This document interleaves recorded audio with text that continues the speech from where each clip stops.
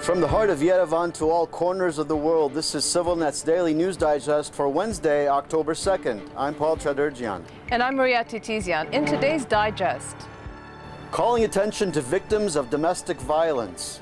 Plus, a controversial figure is confirmed as the Republic's Prosecutor General. And children and animals take to the stage to battle economic inequity. Later, we take you to a village where Armenians and Azeris are living side by side in peace. Armenia has a new Prosecutor General. On Tuesday, October 1, Armenia's National Assembly confirmed the appointment of Georg Gostanyan as the country's next Prosecutor General with a vote of 103 for and 3 against. He replaces outgoing Arvan Hovsepian. Critics of the appointment and subsequent confirmation cite his past record. During the hearing at the European Court of Human Rights into the repeated refusal in 2002 to grant the Armenian news agency A1+, a broadcast license by the National Commission on Television and Radio, Gostanyan represented the Republic of Armenia, and he argued that shutting down the news agency was necessary. And as the former military prosecutor of Armenia, it was he who recently released former governor of Syunik, Mars, Suren Chaderjian's son, on bail, despite pending murder charges. 3 years ago, on October 1st, 20-year-old Zaruhi Bedrosian was beaten to death by her husband and mother-in-law, leaving behind an infant daughter. Today, the Coalition to Stop Violence Against Women took to the streets to mark October 1st as a national day to fight against domestic violence in Armenia. Members of the coalition held a 12-hour rally in front of the government building, passing out information and demanding that the legislature pass a law criminalizing domestic violence. Zaruhi's murder was a turning point in Armenia. It led to much greater awareness about domestic violence in the country. However, there is much work to be done. In 2012 alone, there were over 8,000 calls to a hotline set up for victims. There were 766 registered cases of violence and close to 2,000 unregistered cases. 5 women were murdered, leaving behind 12 children between them. This year, 3 women have already been killed as a result of domestic violence, leaving behind 6 motherless children. On September 30th, activists, members of civil society, and concerned citizens gathered at Mashtots Park Monday night to discuss the newly formed City of Yerevan committee, which has been charged to look into bus fare rate hikes. The activists say they're forming an alternative committee which includes members of the public. Citizens gathered at Mashtots Park told Civilnet that they question the legitimacy of the official city committee.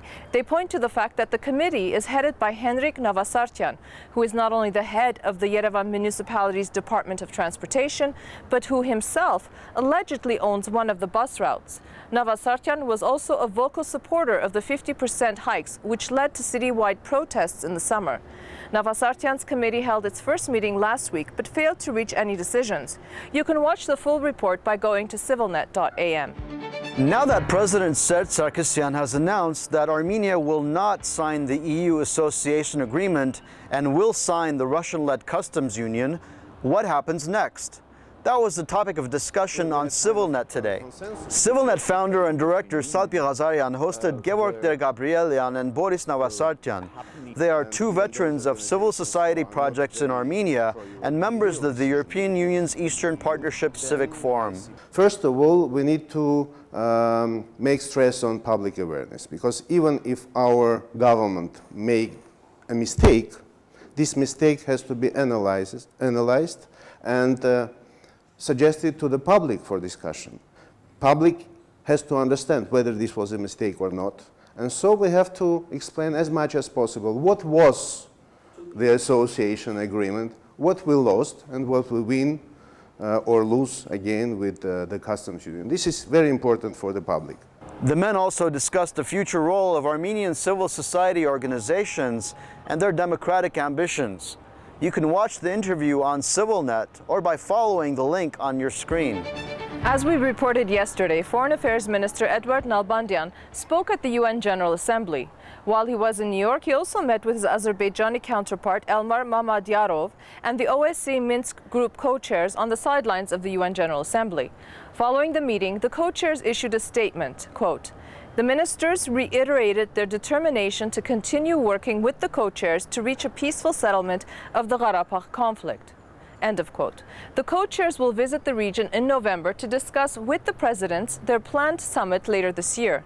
The last time that the presidents of the two countries met was in Russia in June 2011.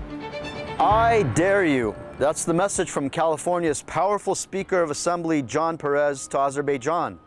The lawmaker just returned from Armenia after a short visit with a delegation of California state and Los Angeles city leaders. The Azeris wrote the speaker and said if he were to travel to Karabakh, he would be placed on Azerbaijan's blacklist. The infamous list has the name of more than 300 foreign officials who are considered persona non grata. Perez was never scheduled to go to Karabakh, but some of his California colleagues did visit the republic. The Azeris said Perez skipped the visit due to Azeri pressure. However, Perez wrote back, quote, "I must not let go unanswered any attempt to dictate the travel plans of duly elected representatives of the state of California, further raising the threat of making California elected officials persona non grata in your country hardly seems conducive to building a strong and mutually beneficial relationship." End of quote. They are living in peace. In Georgia, this week, Civilnet's Tatul Hagopian takes us to the Kvermo-Kartli province, which borders Azerbaijan and Armenia to the south. Armenians and Azeris are living side by side here, in a region where 80% of the population is Azeri and 20% is made up of Armenians, Assyrians, Greeks, and Georgians.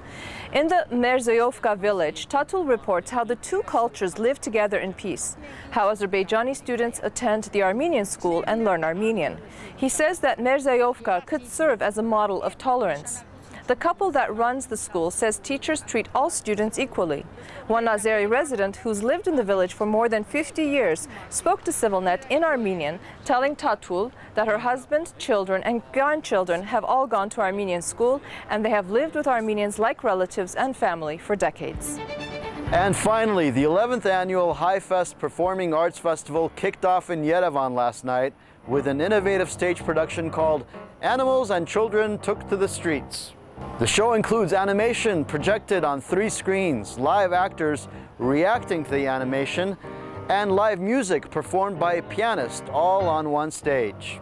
It talks about a young girl who thinks she can go and make a difference. So she goes into this slum area to make a difference. And the way she tries is really cute. It makes the audience laugh. She makes collage and makes special things, you know, not quite appropriate, but really endearing and sweet. And she gets very helped by this wonderful character I play called the Caretaker, who's a silent clown. He's a male man, he's silent, a bit like Buster Keaton or Charlie Chaplin, inspired by those characters. And he does everything in his heart to help her. He becomes the hero of the show. But the city, the big city mayor wants to suppress the uprising in the slum area, and he does so. And so her mission is not successful, and she leaves, and the caretaker who had fallen in love with her carries on in his terrible place. So it's an unhappy ending in a way, but it's an opportunity to inspire the audience.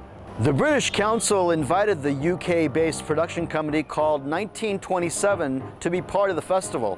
The show has just played in the UK, Spain, and Jordan, and it's just one of the dozens of performances taking place as part of the 10-day festival, which features groups from 18 nations. Also, as a headliner, there's a great Oskaras Koršunovas company from Lithuania with the performance Miranda based on The Tempest by Shakespeare. And they will perform it October 10 again in Russian Drama Theatre. And we're very proud of that because they are our guests. Hi-Fest continues through the 18th of October on 10 different venues throughout the city. That's our digest for this Wednesday. We want to hear from you. Our email address is english@civilnet.am. Manak Parov.